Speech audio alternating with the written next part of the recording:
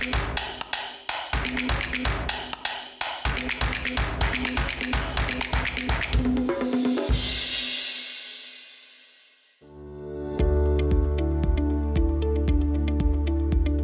xejn, il-lingwa hija sistema ta' ħsejjes organizzati għal finijiet ta' komunikazzjoni. L-istudju tal-lingwa bħala ħoss jissejjaħ fonoloġija, kif jispjegalna f'aktar dettall Dr. George Farrugia. L-istudju tal-fonoloġija u tal-fonetika jiffokaw fuq il-ħsejjes tal-lingwa.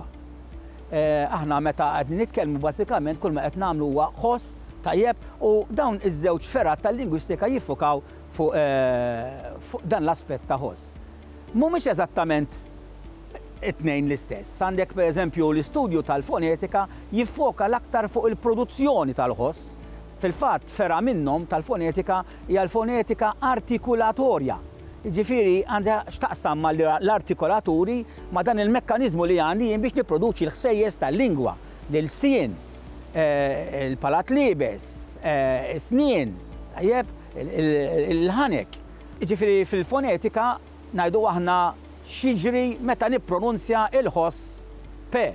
Meta nippronunzja l-ħoss P għandi xuftejn u ġveru li qed nagħlaqhom flimkien għandi l-arja li qed taħbad magħhom għax ikunu magħluqin imbagħad niftaħhom u din l-arja toħroġ b'ċertu forza. L-istudju tal-fonoloġija mbagħad jiffoka fuq kif dawn il-ħsejjes kollha possibbli li kapaċi jagħmel il-bniedem kif nieħdu subset minnhom, grupp minnhom biex nużaw f'lingwa partikolari u kif jikkombina flimkien f'din il-lingwa partikolari. Ngħidu aħna il-ħoss B fil-Malti f'ċerti kuntesti jitlef l-identità tiegħu. Ngħidu aħna fil-kelma bitħa, il-ħoss B jinstema b'mod ċar. Imma meta nagħtu il-plural ptieħi, hemmhekk il-B issir P. Għaliex saret P? Għax fil-kuntest li qiegħda fih minħabba li għandha it-T warajha u ngħidula imnifsa fil-waqt li l-B hija imleħna, it-T qed tinfluwenza lil ħoss tal-B u tagħmlu P. L-alfabet fonetiku internazzjonali huwa alfabet partikolari. Dan sar meta il-lingwisti bdew jistudjaw lingwi differenti, dan ma kinux jafu jitkellmu daw il-lingwi kollha. Allora biex jirreferu għal ħsejjes differenti b'dawn il-lingwi ħolqu dan l-alfabet li huwa preċiż ħafna. Fih fost l-oħrajn insibu simboli li ma nsibuhomx fl-alfabetti normali, simboli partikolari li jirreferu għal ħsejjes partikolari. Ngħidu aħna dan l-alfabet aktar mill-alfabet li nużaw aħna fil-Malti u alfabetti oħrajn ngħidu aħna fl-alfabet Malti għandi il-grafema litra x li dina tirrappreżenta żewġ ħsejjes fil-Malti, tirrappreżenta l-ħoss x ta' xita u tirrappreżenta l-ħoss ġ ta' television. Issa jekk nikteb dan il-kliem jiena dan il-ħoss bl-IPA, bl-International Phonetic Alphabet, hemmhekk jiena ħajkolli żewġ simboli partikolari. Wieħed li jirrappreżenta l-ħoss ta' x u l-ieħor li jirrappreżenta l-ħoss ta' ġ. Eżempju ieħor ukoll littra C fil-Malti tirrappreżenta żewġ ħsejjes.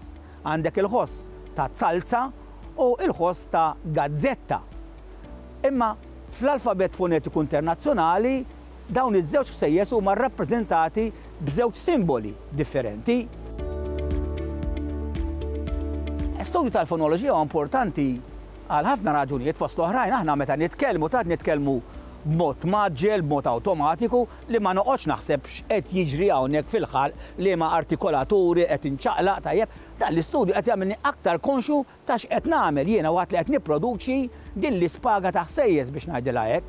Barra minn hekk għandu aktar użu aktar funzjonali. Ngħidu aħna llum hemm professjonisti li jistudjaw il-fonoloġija u l-fonetika biex ikunu jistgħu jgħinu lil min għandu xi problemi biex jippronunzja ċertu ħsejjes, pereżempju tfal li jkunu għadhom qed ifixklu xi ħsejjes ma' xulxin il-ħoss tas-se u l-ħoss tax-xe. Allura dawn il-professjonisti li jissejħu speech language pathologist iridu jistudjaw il-fonetika u l-fonoloġija biex ikunu jistgħu jgħinu lil ħadd ieħor. Vantaġġ ieħor tal-istudju ta' dawn iż-żewġ ferat tal-lingwistika huwa li llum qed ngħixu fi żmien fejn qed nitkellmu mal-magni. Il-magni jkellmuna.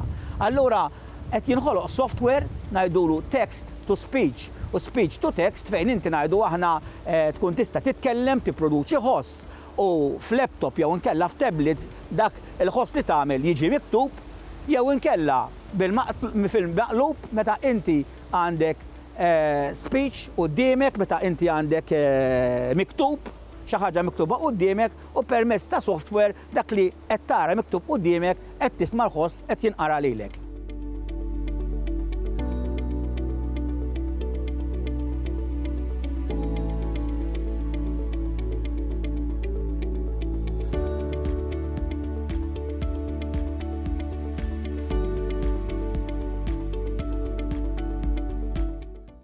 Il-Sinna jixtieq jirringrazzja lill-Aġenzija Nazzjonali tal-Litterizmu, lill-Ministeru għall-Edukazzjoni u x-Xogħol, lill-Kunsill Nazzjonali tal-Ilsien Malti u lid-Dipartiment tal-Malti fil-Fakultà tal-Arti l-Università.